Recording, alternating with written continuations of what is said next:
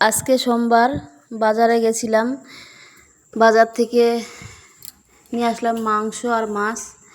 আনতে গেছিলাম শুধু মাংস, তো ওখানে দেখছি জ্যান্ত কাতলা মাছও আছে, তো কিছুটা কাতলা মাছও নিয়ে নিলাম। খুব একটা ওজন না, অল্প, ওই 800 মতো ওজন। তো 800 মতো কাতলা মাছ নিয়ে আসলাম। এখানে মেয়ে একটা থাল আর একটা বল নিয়ে নিয়েছে। এখানে হচ্ছে মাংসগুলো মেয়ে ঢেলে নিয়েছে, এখানে একটা থালা নিয়েছে, থালাতে মেয়ে কাতলা মাছটা ঢেলে নিয়েছে। আজকে আর কাতলা মাছ করব না, আজকে করব হচ্ছে পোলট্রির মাংসটা। কারণ ছেলে মেয়ে ডেইলি মাছ খায় আর মাংস সপ্তাহে 2 দিন হয়তো হয়। তো ছেলে মেয়ে বললো মা আজকে মাংস খাবো, তো মাংসটা রান্না করব।